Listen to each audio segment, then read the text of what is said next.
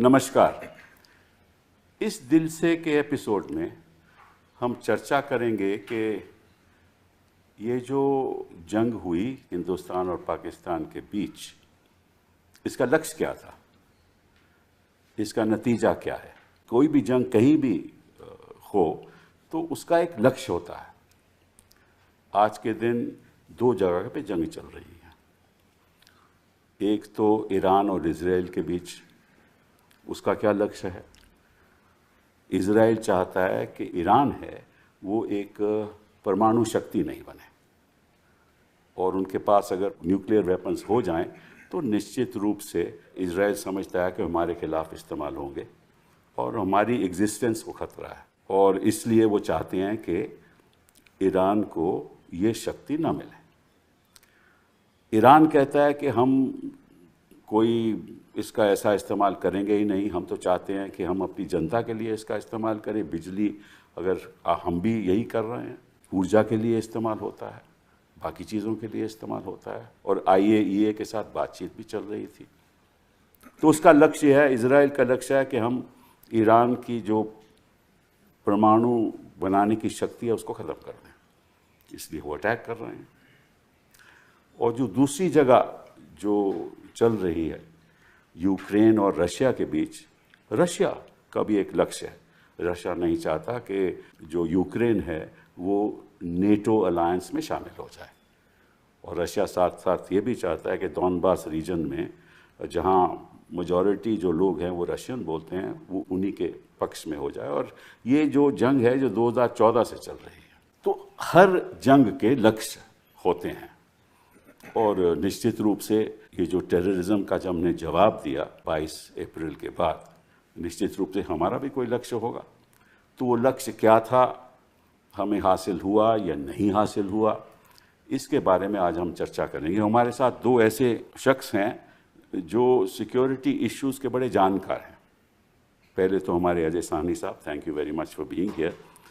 अजय साहनी साहब एक leading expert on counter terrorism and internal security हैं, डॉक्टर अजय साहनी, और ये फाउंडर मेंबर हैं and executive director of the Indian institute of conflict management and executive director of the south Asia terrorism portal, and you also edit south Asia intelligence review. आपकी कई publications भी हैं, edit भी की हैं आपने, और अक्सर मैं आपको टीवी चैनल्स पे देखता रहता हूँ और बड़े गौर से सुनता भी हूँ। आपने एक बार हाउस ऑफ कॉमन्स में एक एविडेंस भी दी पाकिस्तान टेररिज्म के प्रति, और आपने BBC हिंदी चैनल में कहा कि ये जो हमारा जो राजनीतिक ऑब्जेक्टिव था इस जंग में, वो लगभग उसका ज़ीरो इम्पैक्ट रहा। उस पर बड़ी चर्चा भी हुई। तो thank you very much sir for being here. Praveen Sawhney साहब is also an expert in this area, co-founder of the Force magazine, और सिक्योरिटी के बड़े जानकार हैं। तो अजय साहब, आपसे शुरुआत करता हूँ कि जब 22 तारीख को बैसारन में ये हमला हुआ और 26 लोग की मृत्यु हुई, तो हिंदुस्तान में तो ऐसा एक जोश बन गया, सारी देश में जोश बन गया कि भाई इसका जवाब तो देना चाहिए। तो जवाब हमने दिया और कुछ हद तक में कुछ हासिल भी हुआ। तो आपके हिसाब से क्या इसका आउटकम हमारे पक्ष में है या नहीं है? मैं दो चीज़ें पहले कहना चाहूँगा उस पर। एक तो आपने कहा कि एक जोश बन गया, जोश बना नहीं, बनाया गया। अच्छा। ये जो वृतांत था, जो नैरेटिव था, वो किसी भी दिशा में ले जाया जा सकता था। अच्छा। इस हादसे के बाद कश्मीर में कितने डेमोन्स्ट्रेशंस हुए, लोग बाहर आए, खुद बोला इन्होंने, पहली बार 35 साल के आतंकवाद में पहली बार कश्मीरी सड़क पे निकल के बोल रहा था कि आतंकवादी गलत कर रहे हैं। सही। तो वृतांत जो है उस तरफ भी ले जाया जा सकता था। लोगों को इतना, लोगों का आक्रोश, उत्साह नहीं बढ़ाने की ज़रूरत थी। वो तो चैनल्स बढ़ा रही थी ना। नहीं, चैनल्स किसकी हैं और कहाँ चल रही हैं इस वक्त सब जानते हैं कि ये एक काबिज़ मीडिया है।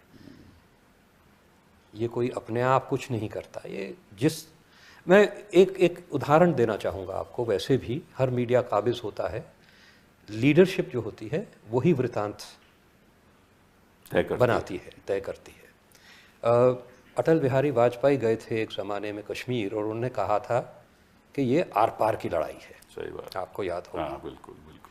और बहुत बिल्कुल चैनल्स उस ज़माने के इतने काबिज नहीं थे जितने आज हैं, लेकिन सब ने कहा कि ये आखिरन हमारे पास ऐसा प्रधानमंत्री आया जो शक्ति की बात कर रहा है, जो भारत के गौरव की बात और कर एक साल तो तैनात रही वहाँ फोर्सेज हमारी। नहीं, ये बात की बात है। 24 घंटे के अंदर अंदर वही वाजपेयी ने बोला कि मैं अपना दोस्ती का हाथ पाकिस्तान की तरफ बढ़ाता हूँ। सही बात। वही चैनल्स उसी उत्साह के साथ बोलने लगे कि देखिए क्या बड़ा स्टेट्समैन है। तो मैं साफ बात कहना चाहता हूँ कि ये वृतांत न लोगों ने बनाया न मीडिया ने बनाया, ये लीडरशिप ने बनाया है। दूसरा, आप बात करते हैं ऑब्जेक्टिव की पूर्ति की, तो एक तो है कि इसके जो कथित ऑब्जेक्टिव्स क्या थे और दूसरा है कि असल ऑब्जेक्टिव्स क्या थे। ये एक डिस्टिंक्शन होना चाहिए। कथित ऑब्जेक्टिव्स ये थे कि जो ये बहुत ही ख़राब हादसा हुआ बैसरन मैदान में, एक मैसेकर हुआ, इतने लोगों को चुन चुन के हिंदुओं को पहचान के गोली मारी गई, बहुत बुरी चीज़ थी। तो एक तो था कि उसको अवेंज करना जी हाँ। और साफ कह दिया गया कि जो करने वाले हैं और जो इनके पीछे कराने वाले हैं, इनके खिलाफ हम इनको छोड़ेंगे नहीं। सही बात। दुनिया में ये कहीं भी जाएं, हम इनको छोड़ेंगे नहीं। मिट्टी में मिला देंगे। मिट्टी मिला, कई अल्फाज इस्तेमाल किए गए, अलग अलग लीडर्स ने अलग अलग चीज़ें कहीं, लेकिन बात ये थी कि इस हादसे का आपने बदला लेना है। तो और दूसरा साथ साथ ये बोला गया कि पाकिस्तान को एक सबक सिखाना है ताकि आगे के लिए ये फिर न करें, डेटरेंस। तो ये दो मकसद थे। तो जहाँ तक ये दो मकसद की बात है, जो करने वाले थे उन्हें तो पकड़ा नहीं गया है, न मारा गया है अभी तक। कोशिशें जारी हैं और जब भी हो, मेरे ख्याल से जब भी वो हाथ आएंगे उनको कुछ किया, वो बचेंगे नहीं। लेकिन अभी तक नहीं पकड़े गए या न मारे गए। न इनके कराने वाले कोई आइडेंटिफिएबल मारे गए। हाँ, आपने जाके बहावलपुर पे गिरा दिया मिसाइल, आपने मुरीद के पे मिसाइल गिरा दिया, लेकिन गिराया उनको पूरी पहले आपने खबर देने के बाद। वो तो हमारे फॉरेन मिनिस्टर, उन्होंने उस पर थोड़ी एक्सप्लेनेशन दी कि हमने अगर वो एक्सप्लेनेशन सही है तो इंटरनेट से उनकी स्पीच क्यों उड़ा दी गई? Why have you scrapped the internet? तो उन्होंने कहा कि हमने पहले ही बता दिया था। जी बिल्कुल साफ, मैंने वो देखी हुई है। साफ अल्फाज में वो कहते हैं हमने उनको ऑपरेशन से पहले बता दिया था कि हम मिलिट्री टारगेट्स को नहीं मारेंगे, हम सिर्फ आतंकवाद के जो जगहें हैं उनको मारेंगे। तो पूरी वार्निंग उनको आपने दे दी। उन्होंने जितने हाई वैल्यू टारगेट्स थे उससे पहले ही वार्निंग किया। 15 दिन से तो आप ढिंडोरा पीट रहे थे कि हम आ रहे हैं, हम आ रहे हैं। तो वही काफ़ी वार्निंग है। उसके बाद अपने उसके ऊपर आइसिंग ऑन द केक उनको ख़ास इन्फॉर्मेशन भी दे दी कि अब हम करने जा रहे हैं। तो उधर कोई हाई वैल्यू टारगेट्स नहीं थे, एक आध मिडिल वैल्यू टारगेट्स बहावलपुर में, जहां उन्होंने सोचा यहाँ तक कि तो वो आएंगे नहीं, तो वो उनकी मिसकैलकुलेशन थी। तो जहाँ तक कि इसका बदला लेने की बात है, मेरे ख्याल से कोई बदला नहीं लिया गया, क्योंकि जिन्होंने करा और जिन्होंने करवाया उनको कोई क्षति नहीं पहुँची। डेटरेंस मेरे ख्याल से उसके ऊपर आगे बात की जा सकती है, लेकिन आप ये समझें कि दशकों, तकरीबन 14 साल तक के अमेरिका ने सैकड़ों नहीं हज़ारों ड्रोन ऑपरेशंस पाकिस्तान में किए, हज़ारों टेररिस्ट मारे, हाई वैल्यू टारगेट्स मारे। उसामा बिन लादेन उनमें गिना जा सकता है। और फिर भी पाकिस्तान ने अपना ना इरादा छोड़ा ना हरकतें। तो ये है कथित जो आपका ऑब्जेक्टिव्स हैं। असल क्या था वो मेरे हिसाब से पूरी तरह से अचीव हो गया। अच्छा। जो असल ऑब्जेक्टिव था वो था डोमेस्टिक ऑडियंस को मोबिलाइज करना, दिखाना कि हमने कुछ बहुत बड़ा कर दिया। और उसमें मैं शुरू से ही कह रहा था बड़ा करने की ज़रूरत नहीं है, सिर्फ नैरेटिव बनाने की ज़रूरत है, वृतांत बनाने की ज़रूरत है। और ये दोनों तरफ बन रहा था। और इसीलिए आप देख रहे हैं कि दोनों तरफ एक बड़ी विजय की घोषणा हो गई है। पाकिस्तान कहता है हम जीत गए, हमने इनको ये कर दिया, हमने इनका इतना नुकसान पहुंचा दिया। हम कहते हैं हमने इनका इतना नुकसान पहुंचा दिया। दोनों तरफ जो वृतांत है वो डोमेस्टिक ऑडियंसेस के लिए काफ़ी है। और एक चीज़ मैं आपको बोलूँ, अब ये ऑपरेशन सिंदूर जो भी उन्होंने बोला कि अभी सस्पेंडेड है, चल रहा है, this is the new normal, भूल जाइए, ख़त्म हो गया। It has served its purpose. जी हाँ, जी हाँ। तो आपके हिसाब से एक राजनीतिक पूरा दृष्टिकोण के एक तमाशा था जो एक पार्टिसन पॉलिटिकल पर्पस से किया गया था। वो तो हासिल हो गया इनको, वो हासिल हो गया, वो पूरी तरह से हासिल हो गया। नैरेटिव इन्होंने डोमिनेट कर लिया है। क्योंकि इसके बाद अभी थोड़ा और आपसे आपकी जानकारी लेना चाहता हूँ। इसके तुरंत बाद ही ये भी बताया गया कि कई टेररिस्ट कोशिश कर रहे थे लाइन ऑफ कंट्रोल के ब्रीच करके अंदर आने की। तो इसका मतलब तो शामिल हुआ ना कि साथ साथ में ही टेररिस्ट फिर दोबारा कोशिश कर रहे हैं उधर से दोनों जो मेन ग्रुप्स हैं, लश्कर और जैश, वो भी दोनों ने इकट्ठा हो धमकियां जाएंगे। दी हैं, दोनों ने धमकियां दी हैं, खुलेआम घूम रहे हैं, मोबिलाइज कर रहे हैं। तो ये तो उनकी पॉलिसी रही है और रहेगी। वही मैं आपसे कह रहा हूँ ना कि अमेरिका जैसा इतना शक्तिशाली देश 14 साल तक इन पे मिसाइल चलाता रहा और तब भी इनकी तबीयत नहीं बदली या इरादा नहीं बदला।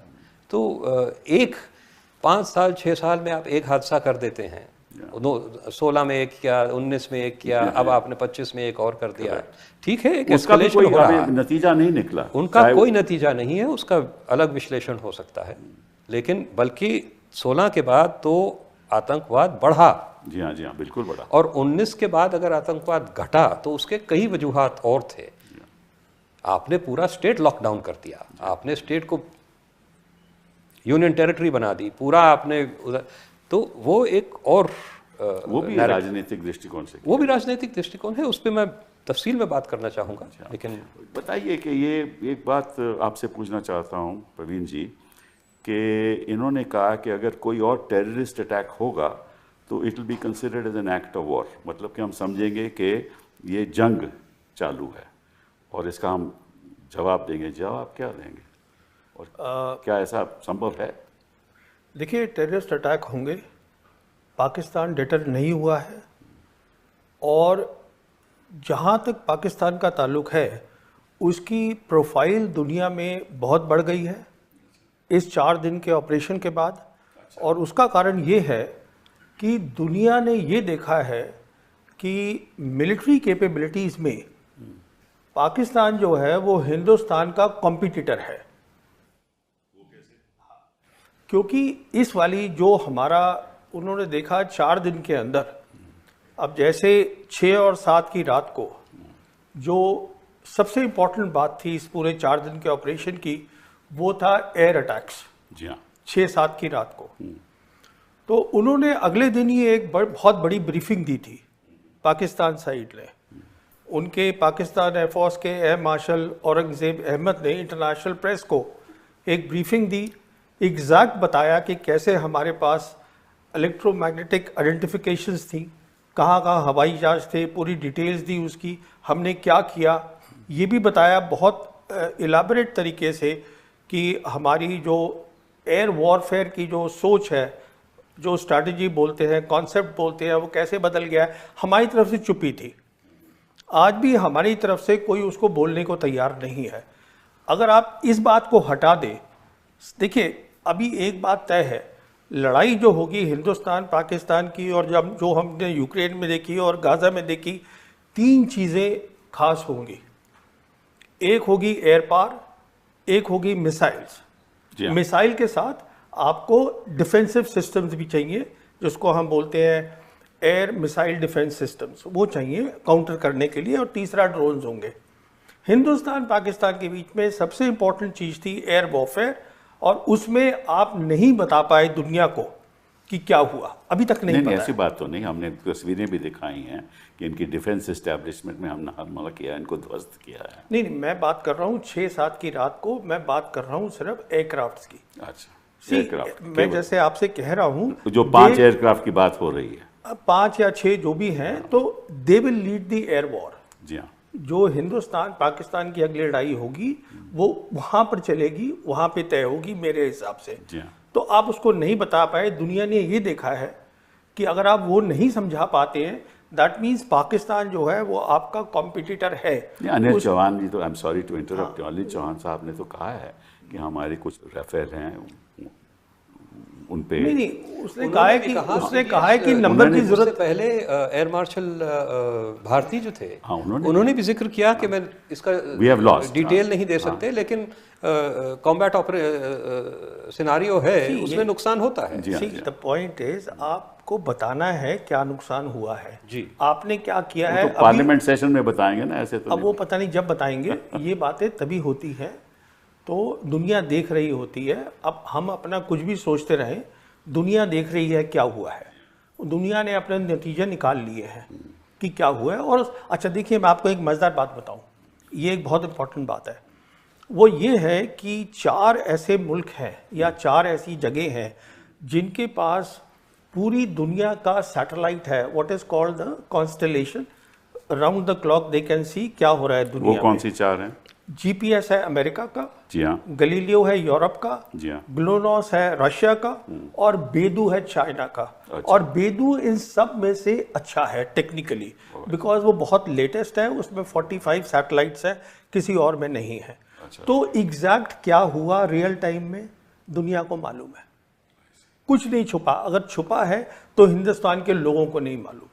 अब आप ये कहना कि हमने उनका वहाँ पर जाके अंदर वो उसको एक वो एयर स्ट्रिप्स को हमने कर दिया, ठीक है, कर दिया, ठीक है, दैट्स फाइन, वो भी क्लेम कर रहे हैं हमने कर दिया। Key thing was the air war, आपने वो शुरू करी जंग, पर देखिए आगे क्या हुआ। लेसन दोनों सीख चुके हैं, आपने उसको पॉज किया है अभी ऑपरेशन को, प्राइम मिनिस्टर ने। इसका मतलब ये है कि पॉज का है कि अब दोनों को अपनी जो लिमिटेशंस है उसकी तैयारी करनी है। पाकिस्तान जल्दी से कर लेगा क्योंकि चीन उसको सब कुछ देगा। वो अब रिपोर्ट आ रही है कि वो आधे पैसे पे देगा, मैं कहता हूँ वो फ्री देगा, वो कोई पैसे नहीं लेगा, उससे हम घूमते रहेंगे। वो तो हमें डिस्टेबलाइज करना चाहते हैं ना। हाँ, चीन की तो हाँ, राजनीति ही है। पहली बात तो ये है। दूसरी बात क्या है, आपने ये न्यू नॉर्मल जो क्रिएट करा है वो इतना डेंजरस है कि जो वॉर का थ्रेशोल्ड है वो बिल्कुल नीचे आ गया है। क्योंकि अब आप क्या कह रहे हैं न्यू नॉर्मल के अंदर कि आप मिसाइल फायर कर सकते हैं एक दूसरे के अंदर, ड्रोन्स एक दूसरे के। अगर 2 टेररिस्ट मार दें किसी को, 4 लोगों को या 2 लोगों को, तो will it be N act of war? ये तो कह रहे हैं। नहीं, ये तो हम कह रहे हैं, जंग का ऐलान होगा। हम कह दिया कि any act of terrorism N act of war. नहीं, उनके कहने से कुछ नहीं होता है। बिकॉज सवाल ये है कि अगर आप कुछ भी करेंगे एक्ट ऑफ वॉर, देखिए अब आप एक्ट ऑफ वॉर की बात कर रहे हैं, 2019 में क्या हुआ था? 2019 में जब हमने ऑपरेशन किया था बालाकोट का, अगले दिन उन्होंने ऑपरेशन स्विफ्ट रिटॉर्ट किया, मिलिट्री टारगेट्स करे। हमारी एयरफोर्स ने बोला publicly that this was an act of war, कुछ किया कुछ नहीं। तो ये कहने और करने में फर्क होता है। ये जो हुआ है इससे हमारी एयरफोर्स की लिमिटेशंस एक्सपोज हो गई हैं। इसमें पॉज है, डेंजरसली लो थ्रेशोल्ड आ गया है। और मैं समझता हूँ जॉन सी भी whichever side gets ready first they will lift the pause. नहीं, बट देखिए इसमें तो हमें थोड़ी दिक्कतें हैं क्योंकि उनके पास चीन का फुल सपोर्ट है। अगर हम कोई भी जंग में शामिल होते हैं तो हमारे 3 सेक्टर्स पे हमें जंग लड़नी होगी मेरे हिसाब से। एक तो पाकिस्तान के, एक लद्दाख में, और तीसरा बांग्लादेश। नहीं, देखिए आपको जंग 2 जगह लड़नी होगी। जो पाकिस्तान है वो पाकिस्तान अकेला नहीं है। It is what I have been calling for so many years, this is a one front reinforced war. China उसके साथ खड़ा है, सिर्फ हाथ नहीं दिखा रहा है। तो वो तो पूरा चाइना सपोर्ट कर रहा है। तो एक तो ये हो गया आपका। दूसरी जंग आपकी होगी कश्मीर के अंदर। अच्छा, जहाँ तक उनका ताल्लुक है, चाइना का ताल्लुक है, वो ये इंश्योर करेंगे जो आपकी एयरफोर्स है वो तकसीम रहेगी। जी हाँ, बिल्कुल। पर वो कुछ करेंगे नहीं, वो सिर्फ अपनी एक्टिविटी जो है वो बढ़ा देंगे, लड़ाई नहीं लड़ेंगे आपके साथ। वो आपको अपने लेवल का समझते ही नहीं है। और सब ये इससे एक और बात निकली, अब पूरी जो दुनिया है, अब हम कह रहे हैं कि साहब हम हाइफनेट हो गए हैं, हिंदुस्तान पाकिस्तान। आप खुद ही तो करते रहते हैं सारा टाइम। नहीं, हाइफनेट तो इसीलिए हुए हैं ना कि आपने जंग का जब इसका जवाब दिया ऐसी तरह से दिया क्योंकि बाकी जो विश्व के देश हैं वो तो समझते हैं कि भैया ये दोनों परमाणु शक्तियां हैं इनके पास, ये तो कुछ भी हो सकता है। नहीं, देखिए तो परमाणु तो बात टेररिज्म की तो कहीं होती ही नहीं है। सारे विश्व में टेररिज्म की तो बात हुई नहीं। नहीं, देखिए परमाणु शक्ति को इतनी अहमियत नहीं देनी चाहिए, मैं समझता हूँ, क्योंकि कोई इतनी जल्दी न्यूक्लियर वेपन्स यूज़ नहीं करेगा। Conventional capabilities matter. जो जंग होती है, कन्वेंशनल कैपेबिलिटीज़ मैटर, और उसमें वो दुनिया ने देख लिया है कि हमारे वो कॉम्पिटिटर हैं, वो हमसे कम बिल्कुल नहीं। मैं ये परमाणु शक्ति के बारे में एक और चीज़ कहना चाहता हूँ कि ये एक आप कह सकते हैं मौका देख के उसका फ़ायदा उठाने के लिए पाकिस्तान बार बार ये बात कहता है, और जो वेस्टर्न नेशंस हैं वो भी दरअसल कोई घबराया हुआ नहीं है कि दरअसल एक परमाणु युद्ध होने वाला है, वो भी इसका मौका का फ़ायदा उठा रहे हैं। इसी में अमेरिका कहता है, वो डोनाल्ड ट्रंप ने कहा कि millions would have died, right, इसीलिए मैंने मीडिएशन किया। वो इस क्षेत्र में अपना हस्तक्षेप बढ़ाने की कोशिश कर रहे हैं, और उनको ये जो परमाणु का थ्रेट है, एटॉमिक वॉर का थ्रेट है, एटॉमिक, ये उनको एक अच्छी बुनियाद मिलती है लोगों को डराने के लिए। आप एक चीज़ देखिए, जब ऑपरेशन पराक्रम हुआ था, फोर्स मोबिलाइजेशन हुई थी, एक गोली भी नहीं चली। जी हाँ, बिल्कुल नहीं चली। दिल्ली खाली हो गया था, सारी एम्बसीज जो थी उन्होंने अपनी बल्क स्टाफ विड्रॉ कर ली थी। आप सोचते हैं कि अगर वेस्टर्न पावर्स दरअसल सोचते कि यहाँ पे एक परमाणु युद्ध होने वाला है तो अपनी स्टाफ यहाँ छोड़ते? कोई, ये सब कहने की चीज़ें हैं, क्योंकि इस वक्त ग्लोबल एक आप कह सकते हैं डिस्टेबलाइजेशन का एक वैक्यूम है, और ये सब अपना हस्तक्षेप हर क्षेत्र में बढ़ाने की कोशिश कर रहे हैं। मैं आपसे दूसरे सवाल पे आता हूँ, क्योंकि आप you are an expert on counter terrorism. मेरा अपना जो मानना है कि हमें जंग से कुछ मिलने नहीं वाला। अगर हम जंग में जाएंगे और उनकी सपोर्ट रहेगी पाकिस्तान की, चीन उनको सपोर्ट करेगा, तो निश्चित रूप से हमें कुछ मिलने नहीं वाला। बिना जंग के हम बहुत कुछ कर सकते हैं, और ये आपकी भी सोच है, मैं समझ कि वो जो काउंटर टेररिज्म की जो हमारी स्ट्रैटेजी है, क्योंकि इस समय पाकिस्तान की बड़ी बुरी हालत है जी। उनका इन्फ्लेशन रेट बहुत बढ़ गया है, 30% से ज़्यादा हो गया है, और उनके जो प्रांत हैं वहाँ बड़ी बगावतें हो रही हैं। तो हमें इसके बारे में, जंग के बारे में सोचना भी नहीं चाहिए, मैं समझता हूँ, क्योंकि उससे कुछ नहीं हमें हासिल होने वाला। हमें ये सोचना चाहिए कि किस तरह से पाकिस्तान अपने आप में इतना डिस्टेबलाइज हो जाए कि उनके पास कोई शक्ति ही नहीं रहे हमारे साथ मुकाबला करने की। मैं अब क्योंकि अजय जी इसमें नहीं, इसमें दो चीज़ें हैं। पहले तो मुझे ये नहीं समझ आता कि हम काउंटर टेररिज्म में चाहते क्या हैं। हालात ऐसे हो गए हैं कि वहाँ पे पिछले साल 127 आदमी मारा गया जम्मू कश्मीर में। अच्छी बात नहीं है, मुश्किल है, टेररिज्म हो रहा है, लेकिन एक वक्त था वहाँ पे हज़ारों आदमी हर साल मारा जा रहा था। 16 साल तक के हाई इंटेंसिटी कॉन्फ्लिक्ट था। एक साल में 2021 में 4011 आदमी मारा गया, पिछले साल 127 आदमी मारा गया। तो ये खुद ही एक समाधान है। अच्छा, हम कोई नया समाधान क्यों ढूंढ रहे हैं? हम क्यों ये आर्टिकल 370 कर दिया, पूरे स्टेट को आपने बिखेर दिया, पॉलिटिकल लॉकडाउन कर दिया, पॉपुलेशन लॉकडाउन कर दिया, सब कुछ कर दिया? इसकी कोई ज़रूरत नहीं थी। हालात वैसे ही सुधर रहे थे। अगर आप देखें तो 2012 में सिर्फ 121 आदमी मारा गया। अगर आप 5 साल जो मनमोहन सिंह के दूसरा बहुत कमते हो रहे थे, कमते होते थे। 5 साल में 1128 आदमी मारा था। यानी कि हर साल 220-225 आदमी मर रहा था। मोदी जी के दूसरे टेन्योर में तब भी 1270 आदमी मरा। यानी कि आप उस 5 साल तक के भी नहीं पहुंचे हैं। आपने सब कुछ कर लिया, 370 और ये वो। आपने तो ऐलान कर दिया 2016 में 8 नवंबर को कि भाई डिमोनेटाइजेशन के साथ टेररिज्म भी खत्म हो जाएगा। वही मैं कह रहा हूं कि इनके जितने भी क्लेम्स हैं टेररिज्म के, ये विचारधारा से प्रेरित हैं। ये ज़मीनी हकीकत जो है उससे कोई ताल्लुक़ नहीं रखते। इन्होंने बस दिखाना है कि एक हवा बनाना है कि ये आतंकवाद और इस्लामी आतंकवाद एक पूरे देश के लिए बहुत बड़ा ख़तरा है। वरना सल्यूशन तो आपका 2012 तक के तैयार था। उस वक्त आपको पॉलिटिकल इनिशिएटिव्स चाहिए थे। लोग आपके साथ हो गए हैं तकरीबन। कश्मीरी लोग तो साथ ही हैं। तो पहली चीज़ तो मैं नहीं समझता कि इन्होंने जो सब चीज़ें 2019 के बाद की उनकी कोई ज़रूरत थी। पहली चीज़ 370 की बात करते हैं तो 370 आप बेहतर जानते हैं कि एक खोखला क्लॉज था। बिल्कुल बिल्कुल। उससे पहले 40 प्रेसिडेंशियल ऑर्डर से ज़्यादा हो चुके थे। 99% ऑफ सारे कानून सब कुछ पहले ही खत्म हो लागू गए थे, थे। बस वो ज़मीन का और एक आध छोटे मोटे और उसके अंदर, मगर वो एक विचारधारा से प्रेरित था कि हमने दिखाना है कि 370 से ये अलग ये अपने आप को समझते हैं। तो none of this was needed. अच्छा, अब आइए आप युद्ध की बात करते हैं, जंग की बात करते हैं। जब प्रॉब्लम ही इतना बड़ा नहीं रहा तो वो फिर आप एक वो अंग्रेजी की कहावत है ना, you using a hammer to kill a fly, sledge hammer to kill a fly.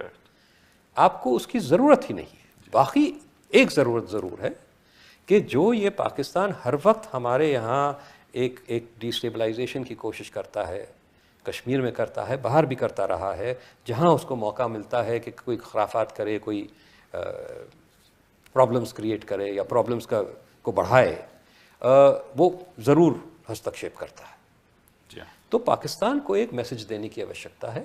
वो मैसेज युद्ध की ज़रूरत नहीं है, उसके कई और ज़रिए हैं, कई और ज़रिए हैं जो आपने बलूचिस्तान के देखो, बलूचिस्तान नहीं, मैं ये भी नहीं समझता कि आपको बलूचिस्तान और हमें कुछ नहीं करना चाहिए, अपने आप ही वो खुद ही हो रहा है, खुद ही हो रहा है। आप बाकी जो कर सकते हैं वो आप कर सकते हैं इकोनॉमिक स्फीयर में, बिल्कुल। आप डिप्लोमेटिक स्फीयर में अग्रेसिव डिप्लोमेसी कीजिए, ग्लोबल। ये नहीं कि जब हादसा हुआ तो उसके बाद आपने ये जंकेट पे भेज दिए 7-8 ग्रुप, उसका कोई असर हुआ नहीं हुआ, नहीं, वो भी एक तमाशा हो गया, वो भी दिखाने के लिए हो गया कि हमने कुछ किया। लेकिन एक sustained campaign, evidence based campaign, IMF पे प्रेशर डालो। IMF प्रेशर कैसे डालो? देखिए, प्रेशर स्पीचेस देने से, तकरीरें देने से नहीं होता। ये भी जो लोग गए, ये जो जितनी आपकी डेलीगेशंस भेजी गई, इनको कोई ब्रीफ दी गई थी?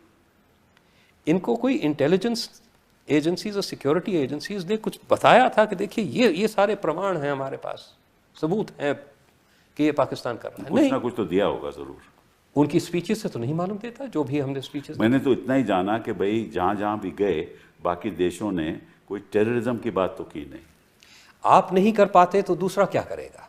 आप जब तक के साफ सिद्ध नहीं कर पाते उनकी सेटिस्फैक्शन के लिए कि भाई देखिए एविडेंस है हमारे पास, हम सिर्फ बोल नहीं रहे। बोलते तो वो भी हैं, बोलते तो वो भी हैं कि भारत सारा कुछ करा रहा है, सिर्फ बलूचिस्तान में नहीं। वो तो कहते हैं तहरीक तालिबान पाकिस्तान भी भारत के, उनका तो जनरल माइकल कुरेला ने कहा कि साहब पाकिस्तान का बड़ा सहयोग रहा है काउंटर टेररिज्म में। ये तो उनकी तो आपका क्या असर हुआ? तो असर ये 7 डेलीगेशन सिंदूर के बाद भेजने से नहीं होगा, असर होगा सालों तक के एक कंसिस्टेंट एविडेंस बेस्ड कैंपेन चलाने से। तब आप दुनिया को इस हालत पे पहुंचा देंगे कि वो इसको नकारने में शर्मिंदगी महसूस करें। इस वक्त वो कहते नहीं, but Pakistan says and you से। वो तो उनको जब तक के इस हालत में नहीं पहुंचा देंगे कि सारी दुनिया मानती है, एविडेंस सारी सामने है, मीडिया बोल रहा है, थिंक टैंक्स बोल रहे हैं, तो फिर पॉलिटिशियन उसका उलट बोलने में थोड़ी बहुत शर्मिंदगी महसूस करें। बिल्कुल सही है। प्रवीण जी, आप बताइए, ये काउंटर टेररिज्म स्ट्रेटजी सही है या हमें टोटली वॉर प्रिपेयर्डनेस रखना चाहिए कि जंग में तैयार होना चाहिए पूरे तरीके से? क्या एक काउंटर टेररिज्म स्ट्रेटजी नाम की कोई चीज़ नहीं होती मेरी सोच में। अच्छा, सॉरी, मैं बताता हूँ क्यों। अच्छा, 35 साल जब ये प्रॉब्लम शुरू हुई थी, ये प्रॉब्लम क्यों चलती रही है? क्योंकि हमारे पास कभी credible conventional war fighting capabilities थी ही नहीं। मिसाल के तौर पर चीन ईस्ट लद्दाख में बैठा है, हम क्या उसको बाहर फेंक सकते हैं? नहीं फेंक सकते। जब पाकिस्तान को लगता ही नहीं है कि आपके पास लड़ाई की काबिलियत है तो वो क्या करेगा? और काउंटर टेरर तो आप अपने एरिया में कर रहे हैं ना, यहाँ पे फेंस लगा के आप करते रहिए, 35 साल और करते रहिए। वो इसलिए कर रहा है ये सब कुछ। तो कह रहे हैं कि भाई पाकिस्तान अंदर से ही इम्प्लोड हो रहा है। वो नहीं हो रहा है। मैं यही आपसे अर्ज करना चाहता था। उन्होंने अपना डिफेंस बजट 20% बढ़ा दिया है। चीन उनके साथ है, पाकिस्तान कहीं नहीं जा रहा। ये जब मैं पैदा हुआ था तभी से सुन रहा था कि पाकिस्तान जो है वो टूटने वाला है। अच्छा। पाकिस्तान मेरे हिसाब से आज जियोपॉलिटिकल प्रोफाइल पाकिस्तान का बढ़ गया है। अच्छा। मेरे हिसाब से आज चीन साउथ एशिया पे छा गया है, क्योंकि बेल्ट एंड वो तो रोड सही है, वो तो सही है। नहीं तो देखिए ना, अगर वो छा गया है, उनका इस्लामिक पार्टनर इसमें पाकिस्तान है। पाकिस्तान है जो कि अरब और मुस्लिम कंट्रीज के साथ बहुत कुछ कर सकता है। मैं ये बात बिल्कुल मानता हूँ और पाकिस्तानी भी मानते हैं, उनकी गवर्नेंस में प्रॉब्लम है, there is no doubt about it. और मैं एक और आपसे ये बात कहूँ कि उनकी तैयारी हमसे पहले होगी और मेरे हिसाब से they will be ready much faster ये पॉज हटाने के लिए। तो मैं समझता हूँ, आप ये मान के चलिए कि after 1 year we are heading for a big trouble.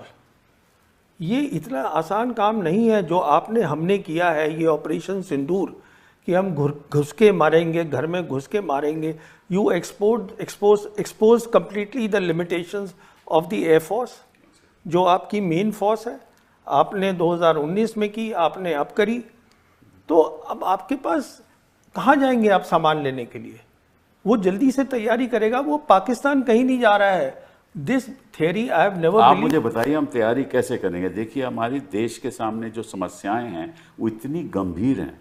मैं हम बताता हूँ, कितना बजट बढ़ा लेंगे, और जब तक हमें जरूरत ही नहीं है बजट की। मैं बताता अच्छा, हूँ ना बताइए, आपको, बताइए। मेन बात बहुत सीधी सी है।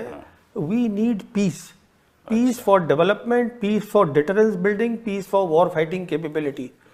आज पाकिस्तान का प्राइम मिनिस्टर 2 बार बोल चुका है कि आप सीज फायर की बात करिए और हमसे 3 मसलों पे बात करिए, Kashmir, water and the third they are talking of is what is the third one, they are talking of 3 things, कि उस पे हम बैठ के बात, trade they want to talk.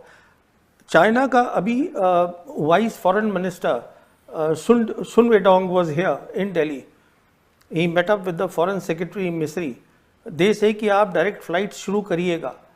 अच्छा, अभी देखिए, जो आपको ये शायद मालूम होगा, आपको तो मालूम ही होगा, Sergey Lavrov was suppose to come here, उसने अपना कैंसिल कर दिया है आना, क्योंकि हमारे प्राइम मिनिस्टर और foreign minister they are going to G7, वो वहाँ चले गए हैं। अब क्यों आ रहे थे सर्गी लैवरोव?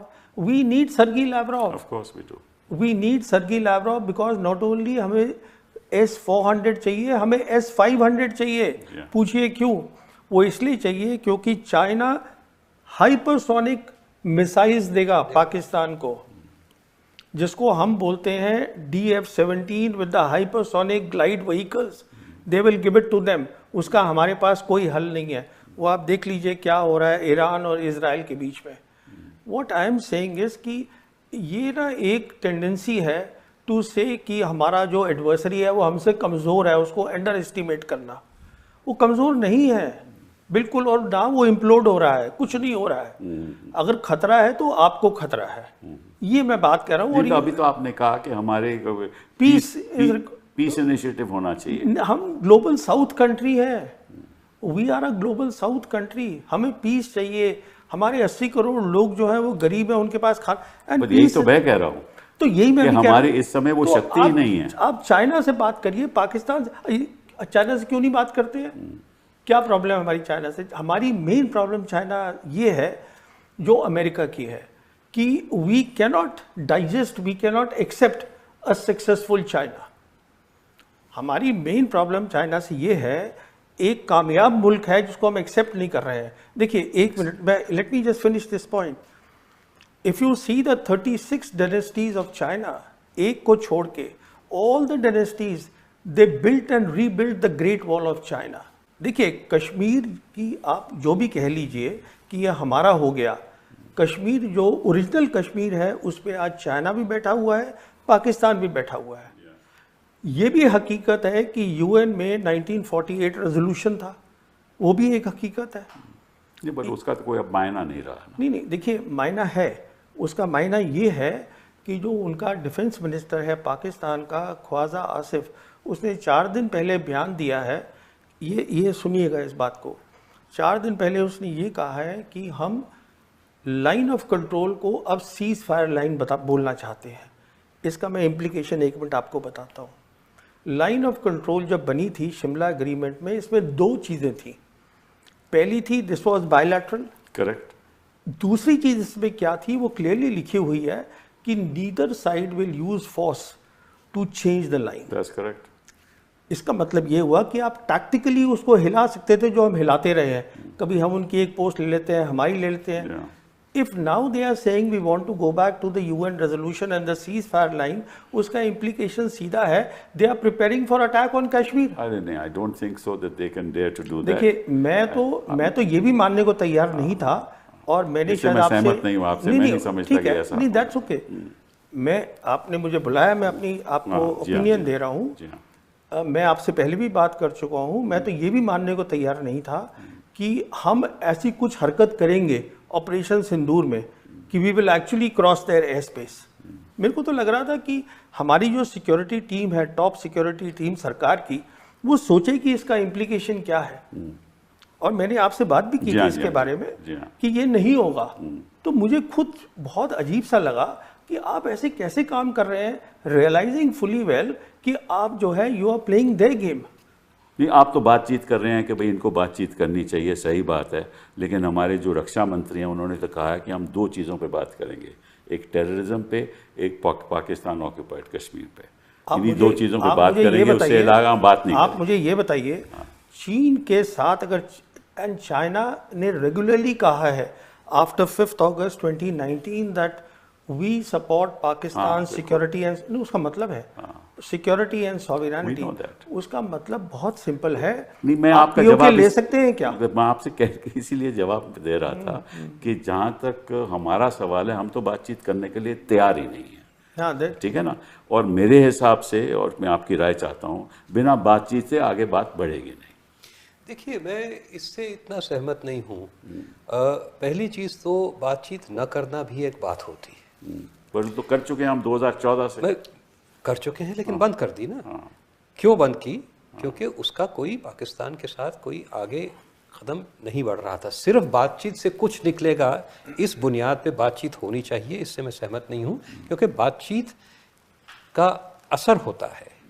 हम अगर पाकिस्तान से, और ये नहीं कि बातचीत नहीं हो रही पाकिस्तान से, बातचीत हो रही है। दोनों डीजीएमओ ने बातचीत की, इसलिए ये आपका सीज़फायर हुआ। बाकी भी बैक चैनल्स होते हैं, एनएसए जो भी हैं, तो बातचीत तो हुई ना, सीधी या किसी के ज़रिए से। एनएसएज मिलते हैं, कहीं बाहर मिल जाते हैं, अनऑफिशियली मिलते हैं, साइडलाइंस पे बातचीत होती जाती है, इंटरनेशनल मीटिंग्स पे। बातचीत का मतलब एक पॉलिटिकल लेवल पे, वो पॉलिटिकल लेवल पे जब आप बातचीत करते हैं, उसके 2 इश्यूज होते हैं। पहले उसकी कुछ बुनियाद बने कि भाई प्राइम मिनिस्टर जाएंगे, उसका कोई असर होगा, या आपके एक्सटर्नल अफेयर्स मिनिस्टर जाएंगे, तो एक कोई बेसिक वर्क हो चुका है, उसके बाद कुछ फाइनलाइज होने जा रहा है। दूसरी चीज़, जब आप एक पाकिस्तान से बातचीत करते हैं, तो आप दुनिया को एक मैसेज दे रहे हैं कि ये एक रैशनल एक्टर है, ये सुलह करना चाहता है, जो सच नहीं है, क्योंकि इनसे हमने कई बार बातचीत की, और ये बातचीत और आतंकवाद साथ साथ चला रहे हैं, चलाते रहे हैं, और फिर भी चलाएंगे। ये बातचीत का एक कवर लेके चलते हैं। तो मैं इससे सहमत नहीं हूं कि बातचीत से सब चीज़ें रिजॉल्व हो सकती हैं। प्रॉब्लम यह है कि हमारी जो पॉस्चर्स हैं वो हमारी शक्ति के साथ रेकनसाइल नहीं होते। सही बात है। आपने जो, मैं पूरी तरह से सहमत हूँ इस पर कि ये जो हम पाकिस्तान ये सब हिम्मत करता क्यों है, क्योंकि हमारी कन्वेंशनल डोमिनेंस नहीं है। कन्वेंशनल डोमिनेंस क्यों नहीं है? क्योंकि हमने डिफेंस पे कभी इन्वेस्ट ही नहीं किया। मैं बार बार ये कहता रहा हूँ कि हम इसी पे बड़े खुश हैं कि हमारी फ़ौज जो है पाकिस्तान से दुगनी है, हमारे पास उनसे दुगने टैंक हैं। इस बार तो ब्रह्मोस ने तो काफ़ी अपना, देखिए, एक आध चीज़ से यही हमारा our cup runneth over rather easily. We are a nation, हमारी जो पॉपुलेशन है उनसे शायद 6 या 7 गुना है। हमारी जो आर्थिकता है, जीडीपी जो है, वो उनसे 11 गुना है। तो हमारी फ़ौज उनसे 2 गुना क्यों है? और हमारी फ़ौज सिर्फ उनके लिए है? हमारी फ़ौज उनके लिए है, चीन के पूरे बॉर्डर के साथ लगी हुई है, बांग्लादेश के साथ लगी हुई है, और इंटरनल सिक्योरिटी में लगी हुई है, लेकिन हमारी फौज दुगनी है तो हम पाकिस्तान को हरा लेंगे। मैं पूरी तरह इनसे सहमत हूँ कि in terms of actual warfare हमारा कोई एडवांटेज नहीं है, और हमारा कोई एडवांटेज नहीं है पाकिस्तान के खिलाफ, क्योंकि हमने कभी इसमें इन्वेस्ट नहीं किया है। तो हमें अपनी शक्ति को के बारे में, मैं चीन का एग्जाम्पल बहुत अच्छा है, जिस तरह से उन्होंने सब कुछ बदला। डेंग ज़ियाओपिंग का बहुत अच्छा था, हाइड एंड बाइट, अपनी शक्तियों को और आपका जो कैपेबिलिटीज़ हैं जो डेवलप कर रहे हैं आप, उनको छुपाओ और समय बिताओ, और जब मौका मिले तो, और समय जब नहीं मौका नहीं मिले, जब आपकी शक्ति उस दर्जे पे पहुंच जाए कि आप अपने डेजिग्नेटेड दुश्मन जो आपसे कहीं दर्जा ज़्यादा शक्तिशाली है, उन्होंने तो अमेरिका को उस वक्त 80s में, लेट 80s में ये पूरी चीज़ तय हो चुकी थी इनके दिमाग में कि हमारा चैलेंजर जो है वो अमेरिका है, और उसी वक्त वो अमेरिका से अपनी दोस्ती बढ़ा रहे थे। हाइड एंड बाइड, डिसेप्शन, ये these are essence of Chinese strategy. हम करते कुछ नहीं है या करते छोटी सी चीज़ है और उसकी ऐलान दुनिया भर में करते फिरते हैं। You must create, develop national power. ये जितने जो सब कन्वेंशनल हमारे खिलाफ ऑपरेशंस हो रहे हैं वो इसी वजह से हो रहे हैं क्योंकि हमारी कन्वेंशनल स्ट्रेंथ नहीं है। यू कैन, हम सॉफ्ट पावर की बात कर रहे हैं। Hard power is the basis of soft power. Hard power is the fundamental of सब कन्वेंशनल वॉरफेयर ऑल्सो। आप कुछ नहीं कर सकते क्योंकि अगर अब जैसे पाकिस्तान ने कह दिया ना, आप पानी बंद करोगे, पानी तो बंद नहीं होने वाला। चीन ने कह दिया ना कि हम ब्रह्मपुत्र वो उधर से कह दिया उन्होंने, और पाकिस्तान ने कह दिया कि पानी बंद कर दोगे, एक्ट ऑफ वॉर है। भाई किस तरह से एक छोटा सा देश कंपैरेटिवली स्पीकिंग हर इंडेक्स पे हमें चुनौती देता है, आपको रोज चुनौती देता है। बांग्लादेश भी आपको चुनौती देता है। मुझे याद है एक वक्त था जब नेपाल आपको चुनौती दे रहा था। क्यों? क्योंकि दो चीज़ें हैं उसमें। एक तो हमने अपनी जो दिफा की शक्ति है उसको नहीं बढ़ाया, और हम उल्टी चीज़ों के पीछे भागते रहते हैं। We will have blue sea capability, we will police the entire Indian Ocean region, हम अमेरिका के साथ मिलके एशिया पैसिफिक को डोमिनेट करेंगे। अरे किस चीज़ से डोमिनेट करोगे जब आप अपने, जब आपकी आर्थिक स्थिति इतनी वीक है। आर्थिक स्थिति छोड़ दीजिए सर, आर्थिक स्थिति कुछ नहीं होती। पाकिस्तान की आर्थिक स्थिति हमसे कम है, 20% उन्होंने साथ तो बाकी लोग हैं ना, चीन भी है और अमेरिका भी है। आपके साथ लोग क्यों नहीं है? ये सारा क्षेत्र आपका था, बैकयार्ड था, लेकिन इस बैकयार्ड को आपने बैकयार्ड समझ दिया। किसी के साथ आप नहीं खड़े हुए। पड़ोसी हमारे साथ, पड़ोसी आपके साथ क्यों नहीं है? क्योंकि आप उनके साथ नहीं खड़े हुए। अभी आप जंग जो चल रही है, आप भाग रहे हैं अमेरिका के पीछे, नाम जहां इजराइल के साथ, आप अमेरिका के पीछे भाग रहे हो। वो हम क्वाड में भी हमारी कोई ऐसी अहमत नहीं है। एक बात मैं कहना चाहूँगा। देखिए ये हुआ क्या है कि जैसे अभी बात हो रही है कि बांग्लादेश हमारे साथ नहीं है, नेपाल हमारे साथ नहीं है, उसका रीज़न ये है कि आज उनके पास ऑप्शन है, चीन है option, because belt and road initiative is here today. So what has happened is कि दुनिया बदल गई है। We are next to a great part today. ये पहली बात तो ये अच्छा। This is a very important realization. And we are dependent on them, but 30% हमारी जो टोटल आयात इंपोर्ट हैं चाइना से आते हैं। China is today our second largest trading partner. Sir, last year I think, or the year before last, it was first. It had overtaken. Exactly. And here is the interesting thing. The total trade of last year was $129 billion. Bilateral trade of that, 113 was their exports to us, correct, that's and correct. 14 billion was, correct, and $90 billion is the deficit. 99 billion is the trade deficit, and we are dependent on them, and we said we don't want to normalize relations with them. ये है, हम normalize नहीं करेंगे। क्यों नहीं करेंगे आप? उसके दो कारण हैं बहुत सीधे से। नंबर 1 ये है कि अगर आप normalize करेंगे तो आपको cooperation करनी पड़ेगी। Then because they have deep pockets and they have infrastructure building capabilities, then if you work together for the betterment of the small countries, then they automatically become the leader. Number 1. Number 2, जो Americans हैं उन्होंने हमें ये झांसा दे रखा है, and it is, we are thinking it's a great thing that Indians should be the military bulwark in Indian Ocean region, कि आप फिर से Indian Ocean region में piggybacking on the Americans, you can take on China. You cannot take on any country, you have to take on your own steam. Absolutely. So my point again is, I just want to come to the big point. The big picture is, please look for peace. Peace is doable. We need a leadership, I believe, in this country, because if there is peace and peace is doable, इसका भी एक जवाब सुनिए. When Musharraf was the ruler of Pakistan, he had a foreign minister called Kasuri. Kasuri wrote a book which is Neither Hawk Nor Dove. In fact, we had interaction also, and he told me very clearly that when the talks चल रही थी हम दोनों के बीच में, तो हम बंद कर देते थे अपने उसको प्रॉक्सी वॉर को. उसमें चैप्टर में भी लिख दिया उसने. कहने का मतलब ये है, proxy war is a military strategy. ये पॉलिटिकल इसका जवाब नहीं है.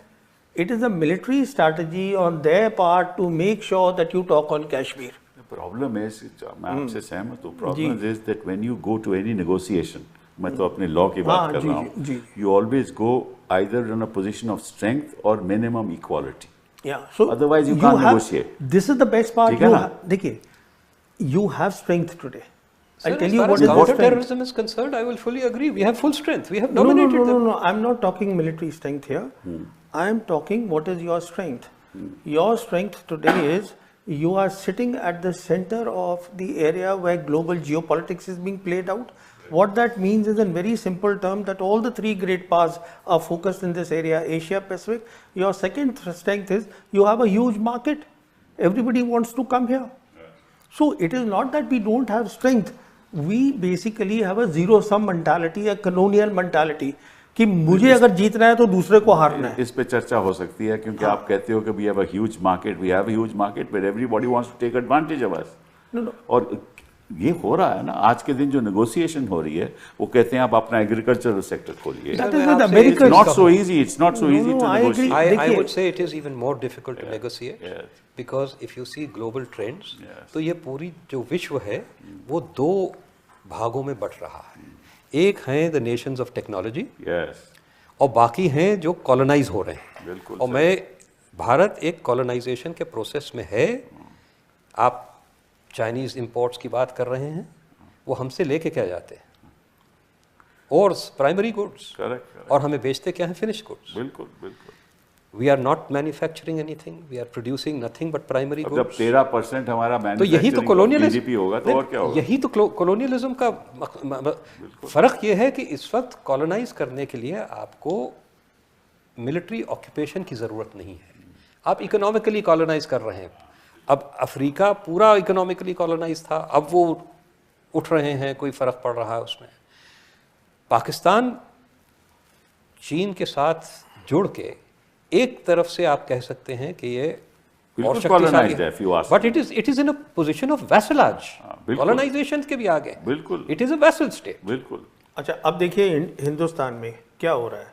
हमारा जो टोटल ट्रेड है अमेरिका के साथ, annual trade, it is well under $200 billion annually. हमें अगले 5 साल में मिशन 500 करना है. यही तो हम कह रहे हैं. 500. तो और हम जो है वो बार बार, ट्रम्प 13 बार बोल चुका है, 13 बार बोल चुका है कि मैंने लड़ाई लड़वाई. हमारा प्राइम मिनिस्टर कुछ नहीं बोल रहा है. हाँ, सॉरी, हमारे प्राइम मिनिस्टर चुप बैठे हैं, वो कुछ बोल ही नहीं रहे उसको. ठीक है. We are kowtowing to America today. Absolutely. उसमें कोई शक नहीं. नो, बट हमारे पास वो economic it is a choice of vassalage. It is a choice of vassalage. हमारे पास है ना ऑप्शंस. मैं यही तो आपसे कह रहा हूं. आप कहते हैं ऑप्शन ये है कि बातचीत करो. No, this is, I am not saying that. I am saying you are part of global south. You strengthen the institutions of global south. BRICS, next year BRICS आपके पास है. अभी ब्रिक्स ब्राजील में है. आपकी लीडरशिप क्यों कोई accept करेगा सर? आपके पास ना टेक्नोलॉजी है, ना इकोनॉमिक पावर है. आपकी पर कैपिटा इनकम ब्रिक्स की कंट्रीज में सबसे कम है. आपकी कोई स्ट्रेंथ नहीं है. बट वी, और चीन वहां भावी है ब्रिक्स में भी. बिल्कुल. मैं आपसे वही कह रहा हूं ना. तो देखिए, ये एक अलग सोच है, वो मैं बताना चाहता हूं. थोड़ा सा मैंने कन्फ्यूशियस पढ़ा है, ये जिसको चाइनीज फॉलो करते हैं. उसका ये सोच है कि जैसे ह्यूमन बॉडी है, ह्यूमन बॉडी में ब्रेन का अलग काम है, लंग्स का अलग काम है, हार्ट का अलग काम है, हाथ का अलग काम है, बट अगर ये सब अपनी अपनी जगह पर काम नहीं करेंगे तो ह्यूमन बॉडी नहीं बनेगी। Similarly in universe there are big countries, there are small countries, they all can coexist. No, you are right. एक मैं आपको और मिसाल देता हूँ, एक मिनट आप सुनिएगा। We all agree that this is a multipolar world. ये एक बात देखिए, मल्टीपोलर वर्ल्ड का मतलब ये हुआ कि इस समय यूएन के 193 कंट्रीज हैं, big and small. That means they all should have independence to form their own foreign policy. अच्छा, if we believe in a zero sum game तो इंस्टेबिलिटी रहेगी दुनिया में हमेशा। But if we look at the other side, what is happening, which is happening in the global south today, excluding India, then they are looking at a win-win situation, how we all can win. So उसमें आप stability ला सकते हैं 5-10 साल में। This is my point. Balance of power politics, zero sum game, you can never bring stability. नहीं, I agree with you. मैं कुछ और कह रहा हूँ जी। ये स्टेबिलिटी आप ला सकते हो डेफिनेटली, पहले अपने देश को तो स्टेबल रखो। नहीं, फिर वो तो that is हम the- अलग बात में चले गए। Primary That is the primary. और देश को स्टेबल रखना बहुत बड़ी चीज है। हाँ, मतलब कि आप हर चीज, जैसे आपने कहा, राजनीतिक दृष्टिकोण से देखोगे तो निश्चित रूप से वो देश में इंस्टेबिलिटी आएगी। No I agree. जब तक आप देश को स्टेबल नहीं रखोगे, देश में लोगों से बातचीत नहीं करोगे, देश में पीस एंड सिक्योरिटी नहीं होगी, अपने युवाओं को आप स्किल नहीं करो, स्किल डेवलप, जब तक वो जो काम करना चाहिए देश की शक्ति के लिए वो नहीं करोगे तो आगे हमारे लिए कुछ नहीं रहेगा। तो एक चीज़ मैं ये ज़रूर कहना चाहूँगा कि ये सब ब्रिक्स में हम ये कर लेंगे या इस आसियान को रिवाइव कर लेंगे या जो भी कर लेंगे, ये सब चीज़ें राष्ट्र शक्ति पे आधारित हैं। हाँ, बिल्कुल बिल्कुल। आपकी बात इस वक्त कोई कहीं भी नहीं सुनने वाला, क्योंकि आप ठीक है, अगर हम अपनी जियोग्राफिकल पोजीशन और ये centrality to the Asia Pacific region ये सब मैनिपुलेट कर लें तो बहुत कुछ कर सकते हैं। पाकिस्तान एक बिल्कुल वीक स्टेट ने अपनी जियोग्राफिकल पोजीशन बहुत अच्छी मैनिपुलेट करके अपनी एक दुनिया भर में डिस्प्रपोर्शनेट इन्फ्लुएंस कायम कर ली है। लेकिन वो सब तभी हो सकता है जब आप किसी के लिए कुछ करने के लायक हो। पाकिस्तान कुछ करता है दूसरों के लिए। उन्होंने एक टेररिस्ट मुहिम चलाई पूरी सोवियत यूनियन के ख़िलाफ़। अमेरिका को पढ़ाते रहे कि हम तालिबान के ख़िलाफ़ एक्शन ले रहे हैं, उनको सपोर्ट करते रहे उसके बावजूद। तो Pakistan is seen as a useful state. You are not seen as a useful state by anyone, even in your neighbourhood. आप अगर कई सालों से आप किसी को कुछ करते नहीं ना, आप तो विश्व गुरु बन गए ना। आप बोलते हो, आप करते कुछ नहीं हो। कितने बार दशकों से ये इस सरकार की बात नहीं है, नहीं सही बात है, दशकों से ये चल रहा है कि हम गए म्यांमार गए 25 MOU साइन करके आ गए, बांग्लादेश गए 50 MOU साइन करके आ गए। उसके बाद पूछिए प्रोजेक्ट्स कहाँ गए। आपने सही बोला कि अब इन सब के पास एक विकल्प है और चीन करके दिखाता है। बिल्कुल एक बहुत बड़ी चीज़ है और मैं इसमें चीन के लिए ज़रूर बोलूँगा कि अगर आप क्लासिकल कॉलोनियलिज्म में जाए तो वो जो देश को था वो खोखला करके बिल्कुल हमें खोखला किया निकालते लोगों ने। जी, चीन जो है वो इन देशों में इंफ्रास्ट्रक्चर डेवलप कर रहा है। अब इसका आगे जाके असर क्या होगा, ग्रेटर कैपेसिटी एंड कैपेबिलिटी बनेगी कि डिपेंडेंस बढ़ती जाएगी, क्योंकि उसमें साथ साथ डेट बढ़ रहा है और चीज़ें, it is a complex thing.